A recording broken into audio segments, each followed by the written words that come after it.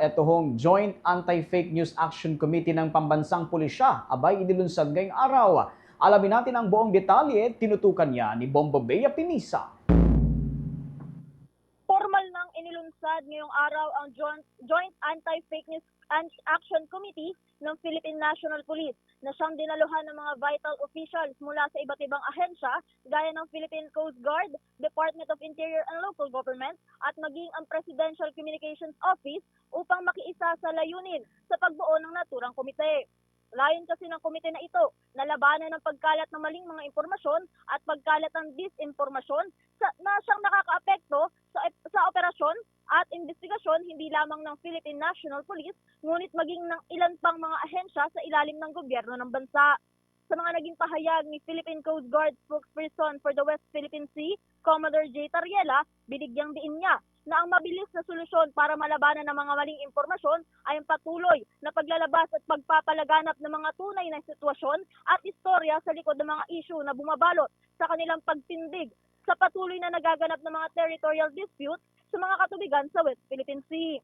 Anya ang pagbibigay ng gobyerno ng mga tamang detalye kontra sa mga kumakalat na maling impormasyon tungkol sa kanilang patuloy na paninindigan sa West Philippine Sea ay isa sa pinakamabisang paraan para labanan ang misinformation, disinformation at maging ang pagpapakalat ng mga malilisyosyong impormasyon patungkol dito. Binigyan din ni Tariela ang malaking bahagi na ginagampanan ng mga media practitioners at mismong mga journalists na sa anyang daan para maipaabot sa publiko ang mga impormasyon na dapat nilang natatanggap.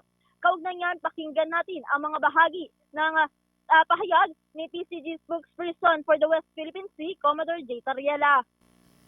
We're just going to continue telling the truth. The only way that we can counter fake news and misinformation with regard to the West Philippine Sea is for the national government to provide the right information to the Filipino people. With the support of the Presidential Communications Office, the National Security Council, we always address different issues in the West Philippines. We believe that in this way, we can easily address itong mga ginagawa natin na to. We're also engaging our third estate, tinatawag natin third estate, of course, the media practitioners, our friends. We believe that our narrative in the West Philippine Sea has to be amplified by the journalists and news outlet. We have trust and confidence sa ating mga media practitioners that you are actually our truth tellers of what really happened. Samantala, para naman kay Presidential Communications Office Secretary J. Ruiz, dapat nang mag-step in ang gobyerno para sa regulasyon ng mga impormasyon na natatanggap ng publiko mula sa social media platforms at iba't ibang pang mga ahensya. Anya, masyado nang babad sa social media ang publiko, kaya naman dapat mayroong sapat na kapasidad ng pamahalaan para labanan ng mga maling impormasyon sa mga social media platforms. Binigyang diin din ni Ruiz na dapat mismong ang gobyerno ang siyang nagsasabi kung ano ang tama at maling impormasyon na siya namang anyang ginagawa ng kasalukuyang administrasyon. Kapag mayroong mga maling impormasyon din, ay dapat anyang ibigay agad ang tamang mga detalye, kaugnay nito at bigyang linaw ng mas mabilis ang impormasyon para maiwasan ang pagkakaroon ng confusion at paglala ng paglalaganap ng fake news. Kaugnay niyan, pakinggan natin si PCO Secretary J. Ruiz. Dito, ngayon na ang tao nasa cyber world na, alhati ng kanyang buhay, nabubuhay na sa cyber world. Walang regulation. Paano ngayon yan?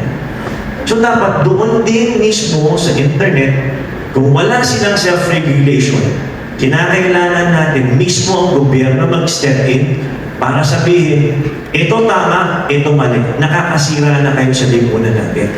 Dapat mismo we have to step in na tayo na mag-regulate. Kung ayaw na mag-regulate sila, dapat tayo mag-step in na. Ang kinakailangan talaga pag may fake news, kailangan i-take down ka agad put a light on the darkness. We have to expose them right away.